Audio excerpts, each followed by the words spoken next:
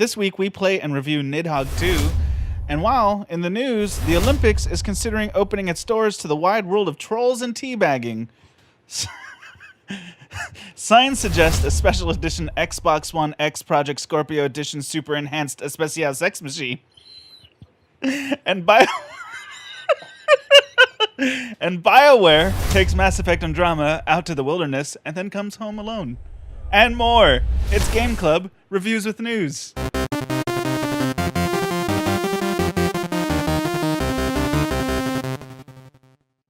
All right. So right now you should be seeing footage of our footage of Nidhogg 2, and we're gonna cover the news in the video in the week for the video game world. And at the end of the video, we'll review Nidhogg 2 officially and tell you what we think about it. But first, some news. Chris, more bad news. Yeah, just lots of bad news. Let's I guess since you mentioned bad news, let's talk about it. Chris, you and I really wanted Andromeda to just be a success, right? They just old yellered it. Yeah, they did. And they could have just pulled the Band-Aid a few weeks ago, back when leaks suggested they weren't gonna. It was maybe even a month or two ago when leaks suggested they weren't gonna make any single-player DLC. But instead, they're like, no, we're not officially stating that, and now they are officially stating that. Yep. That there'll be no more patches or DLC for single-player campaign. Of course, already before this, BioWare, it's Montreal, right, that made this one, not Edmonton? Yeah, I think so. BioWare Montreal was closed down. Shuttered. Like a week after Casey Hudson took general manager position. Hopefully, he'll be able to resurrect that baby from the ashes like the Phoenix with a solid Mass Effect 4. Mass Effect Phoenix, that'd be a good name. Actually, that would be a good name. Casey Hudson, you are completely allowed to steal that. Yeah. I will only sue you for a marginal amount of money. Or a free copy. On. Yeah, or free. Actually, yeah, you give me free copy and we'll call squared. It even, yeah. Advanced copy, though. Not after everyone else gets it. And this sort of raises the question, Chris, I thought we could talk about for like a minute. It raises the question, when a video game company via story, via the game itself, pretty much promises a follow-up plot. It's like the movie that was supposed to get a sequel but never does. Right. It's like, what's the response? Obviously, it's a company, it's their property. They're allowed to back out on anything. But what's the sort of unspoken, unlegalistic responsibility that this company has? To your fans. Right, to your fans who did pay for it. And if they saw that ending, because it is something that's mentioned in like the last 15 minutes of the game, then it was totally set up for more. Right, for at least DLC. Yeah, they basically set it up for two things. They set it up for a full-on sequel involving the Empire that you'd been fighting. You know what they should do, but they won't, because EA still owns BioWare, right? Right. Is they should just open up all the code, make it like open source, and then let fans make their own DLC. Yeah, they'll do the opposite of that. They'll shut down every fan project ever. That's why people are still playing Skyrim. Okay, let's talk about the 2024 Olympics. Los Angeles? Oh, is it? I think so. Ooh, that's interesting. I never put Sucks two for together. us. So the Olympics Committee has said, and I'm using GameSpot here as a source, but they're getting it from the Associated Press, to be honest. But anyways, this 2024 Summer Olympics in Paris, Chris, could feature video game competitions. This is a discussion happening with the Olympic Committee, which, as a human being... 2028, we're getting Olympics. Yeah, as a human being, I'm deeply disappointed by this, but as a gamer, I'm kind of excited in a weird way. I don't know. Which games, did they say? No, there's some... So we don't even know which games are like popular in 2024. Yeah, that's true. I mean, League of Legends will be. Is it gonna be like Quake? Yeah, that is an interesting question. Is how do you foresee that? I mean, you can almost. I better start brushing up on my what? I mean, Counter-Strike. Yeah, maybe. But is it a good idea to have a game where you're shooting everybody in the head at the Peace Olympics? This really promotes peace and tolerance between our countries. Exactly. Teabagging. Here's a quote from Tony Estague. It's a French name, so I'm assuming you don't pronounce the last letter. So he's going to be mad at you no matter what. Estague, the co-president of France's bid committee, he says this: we have to look at it because we can't say, well, it's not us. It's not about Olympics. The youth, yes, they are interested in esports and this kind of thing. Let's look at it. Let's meet them. Let's try if we can find some bridges. This reeks of desperation, doesn't it? It kind of does. I mean, esports is the future, whether you like it or not. It's getting so big. Yeah, but still, this is... I mean, the Olympics are becoming less and less relevant every time they have them. It's true. I used to actually watch them. I would watch them all week. I remember my family would watch them when I was young. And now I just get annoyed that they take up all the programming. Do you know anyone that participates in any Olympic sports? And besides, like, basketball and volleyball? Like, as a hobby, you mean? Or anything. No, other than, like, maybe skiing, no. Yeah, it's like, all these are relevant. Do you know anybody who pole vaults? Actually, I javelin throw on the weekends. It's a good hobby. I actually had a college friend who was part of a college pole vaulting team, and this is a gnarly story. He was in practice, and he was doing his run to pole vault. Did he popsicle himself? No, for some reason, he had to make a sudden stop, and so he put both of his feet on the ground to immediately stop, and it turned his pelvic bone inside his body forward. There's a name for that. I forget what it is. Yeah, that is the most awful thing I've ever heard. Yeah. I have a buddy who had that. It's common in car accident victims. Oh, Yeah. So that was a problem he had to get over. Yeah. Looking out for you, Andrew. Hope you're doing well. Anyway, moving on. So Xbox One X Project Scorpio Edition. Have you heard of this, Chris? That's a lot of words. I know. It's getting worse every day. So I mean, I'll buy one, but... So using GameRant.com as a source here, they say an early leak may have spoiled one of Microsoft's big Gamescom Xbox One X surprise announcements, as a series of photos appear to show a special Xbox One X Project Scorpio Edition. Can I get an Xbox 2 XL? So I guess when they came out with the first Xbox One, that there was a day one edition. Like Founders Edition type thing? Right, and the hardware inside is exactly the same, but the outer design is a bit different. It's fancy because you got the day one version. Right. And sometimes there's other perks, right? Yeah, maybe, but there's very little information on this, but the pictures seem to suggest that there is the same thing for the Scorpio, we'll call it the Xbox One X, that it's got a sort of a day one edition, but it's called the Project Scorpio Edition. And it's obviously going to be advertised towards those people who are hardcore Xbox fans, who will buy it on November 7th, and yes, I will, and probably still think of it as the Scorpio as opposed to the Xbox One X. I mean, it's not really that big a deal anymore. I'll just order one off Amazon. It's not like back in the day lining up at GameStop at midnight, you know? Yeah, seriously. Although the Switch was kind of like that, apparently. People, if you want it, you had to fight for it. Yeah, had to beat up a grandma. It was fun though. It was a good time. Yeah, it was. I mean, Pizza parties and it's when we literally were a community. Yeah.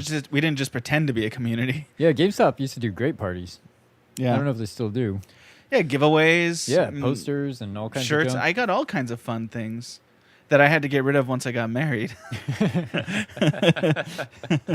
Reporting from Polygon here, the PlayStation 4 5.0 firmware is officially announced. It's going into beta, so you can sign up to be a beta tester, but don't do it. Never beta test firmware, you idiot. I don't know why you would.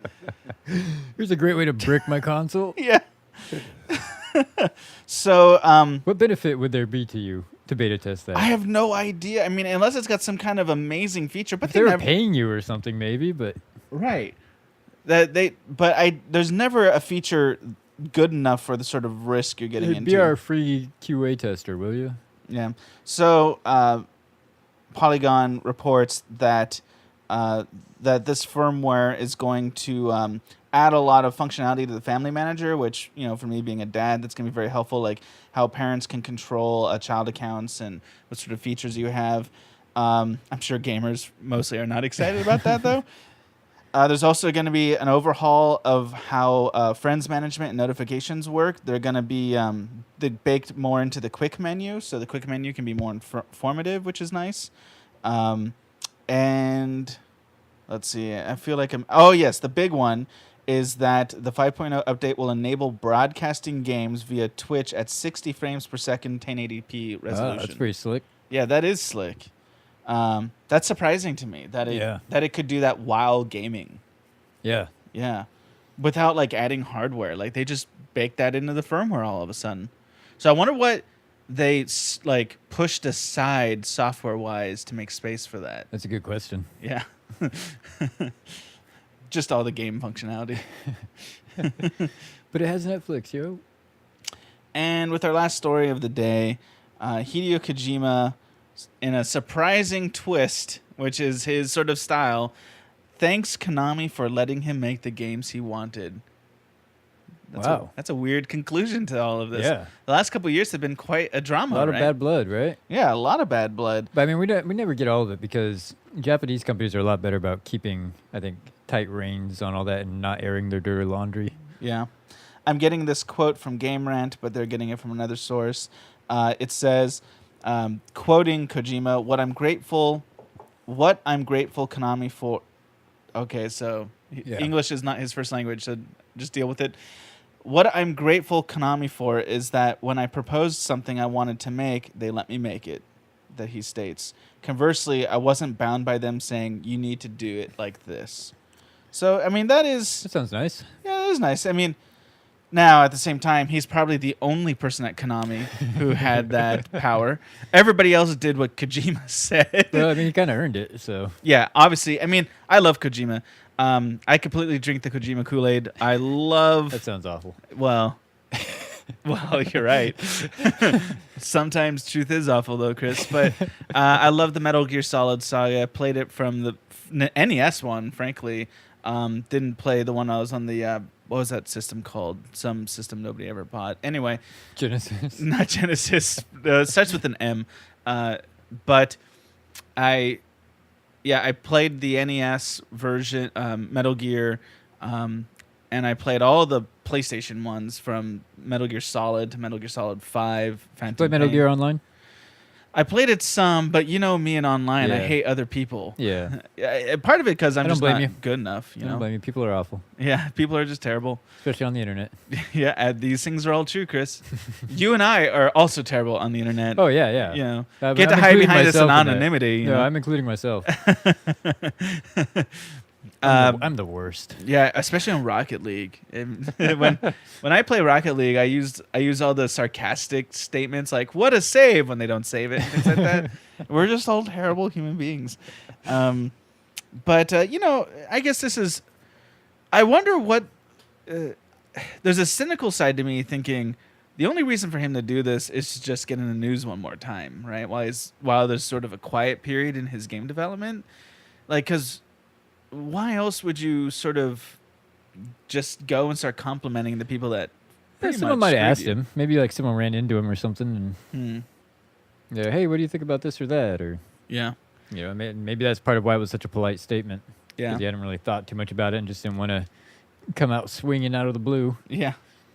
It is nice to see a developer not putting his foot in his mouth. Yeah. You know, that happens a lot when they go independent.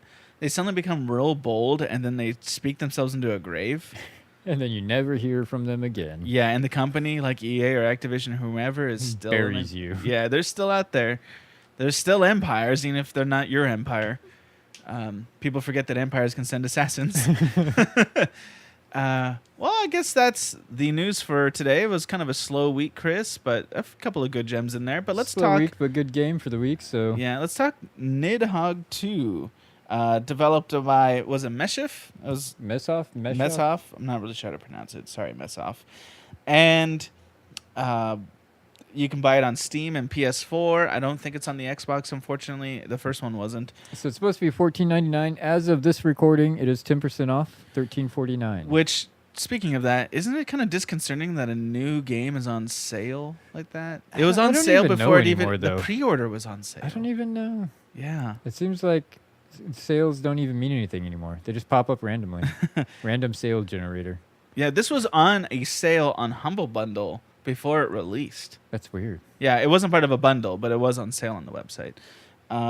So anyway, for those who haven't played the first Nidhogg and maybe they're thinking about jumping in for number 2, this is, I thought you had a really good description. It's tug of war combat, Yeah. right? And what it means is it's PvP either, or it could be against the computer, or it could be versus another player online, or it could be local, same screen, player versus friend. And what you do is you have weapons. It's 2D flat stage. You try to kill one another. Once you kill the other person or you get killed, you're free to start running to your side of the screen, and it keeps going and going and going and going. And the other player gets spawned at certain points to try to fight you again, and you have to go through they're a hurdle. You have to kill them again to keep going, or dodge them and bypass them. And what ends up happening is once you get to the very extreme side of your stage, you win. Or conversely, if the other player kills you enough times and gets to his or her side of the stage, then that player wins. And that's the sum of it. Why don't you give us the got any like short descriptions on the Steam page there that might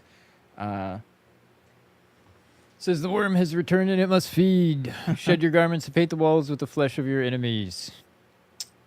So yeah, the worm, by the way, is the Nidhogg. That's what the game is named after, is the worm that eats you up even if you win the game at the end. So it says the rules are simple. Reach the other side to kill anyone that stands in your way. Anyone being the same player over and over again. You know.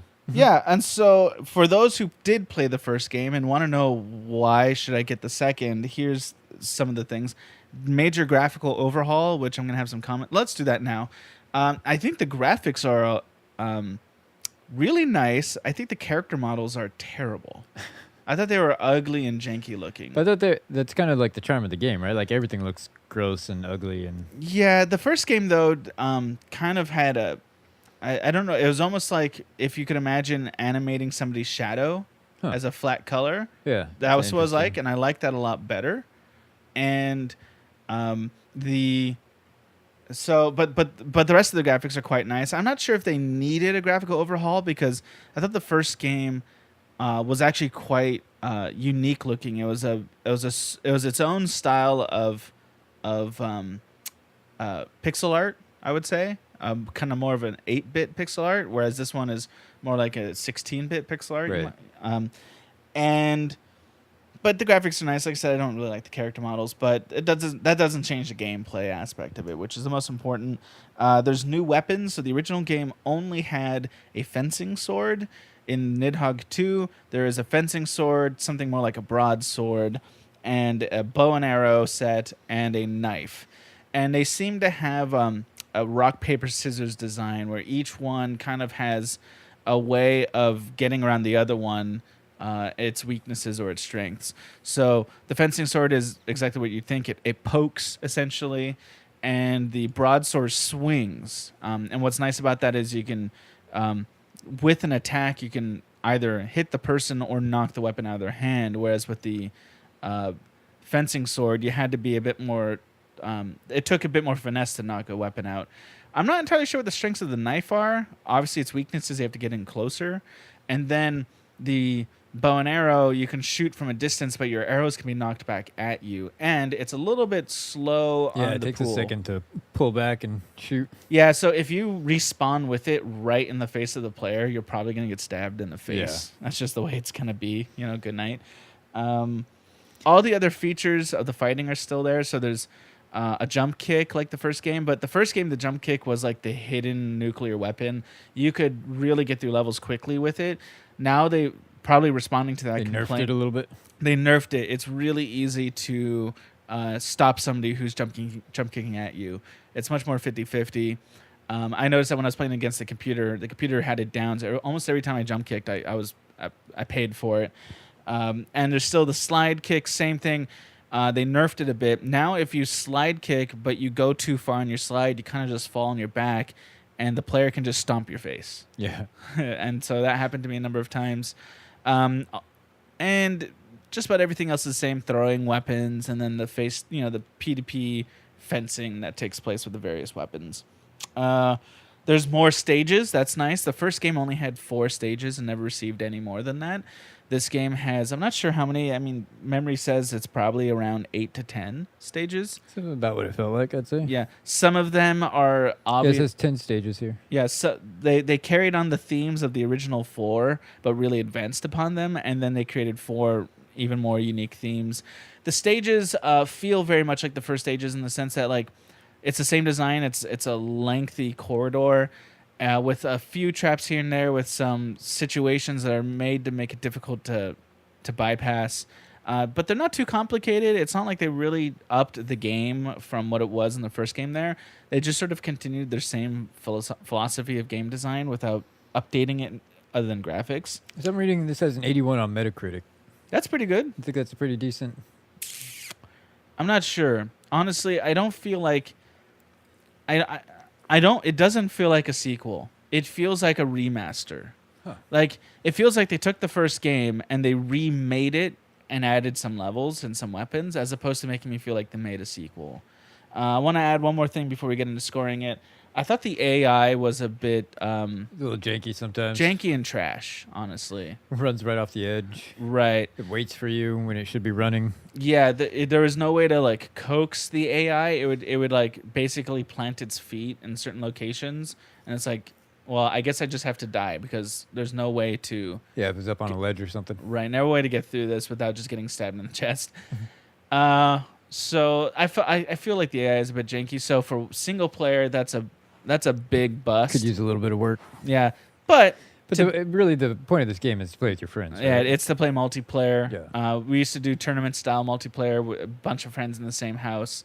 It's definitely a multiplayer game, so I wouldn't score too poorly for that single player experience, but it must be noted for those players who are only going to play it single player. So let's talk about scoring this. The way we usually score these things is we either suggest don't buy it, or we suggest buy it on sale, like a pretty decent sale, or we say buy it full price right now, or buy it full price, go the extra mile, buy DLC, buy the soundtrack. I don't know if the company has a Patreon, kick them some money on Patreon, go the extra mile, whatever that looks like. Chris, what do you think? I think this would be a good sale game, with one exception. If I was having like a party this weekend, Yeah, I would go buy it. yeah, Just to have it for the party. yeah. I'm pretty conflicted. If this were the first game and it was $14.99, I would say buy it. But I'm expecting a sequel to the first game, and I feel like it isn't feature-wise a real sequel. I feel like it's a graphical remake with some added weapons and some added stages. Yeah. And that Kind of like almost like a DLC. Yeah. And I'd say that if somebody's never played it before, there's a strong argument to buy it for $14.99. But as a person who played the first one extensively, there's a sense of letdown in this. Yeah. So I'm going to have to side on buying it on sale. Get it for like $9.99 or cheaper, right? Or on a Humble Bundle or Steam sale over the summer when things get real rock bottom. If you've never played it before and you really need like a game that's going to save your party at home, you're right, Chris. $14.99 is totally worth it. I wish they had this on mobile. Yeah. This would be a great game to play if you're you're sitting waiting for something, if you're at the DMV or whatever. Yeah, especially since it's essentially a two button game, right? It's a D-pad and one action button, right? Or jump and then action. Right. So, well, there you have it, Chris. I think I really like Nidhogg. My real disappointment is not so much in what it is, but what it isn't. Yeah, you just want a little more. Yeah, I wanted a bit more. And honestly, I couldn't tell you what a bit more is, but I'm not the developer. We're just the critics. We have the easy job. Yeah, well, see you guys. Thanks for hanging out with us at the Game Club. Goodbye. We at Game Club want to thank you for watching this video, and if you would, please like, subscribe right here, watch a couple extra videos, and keep playing games.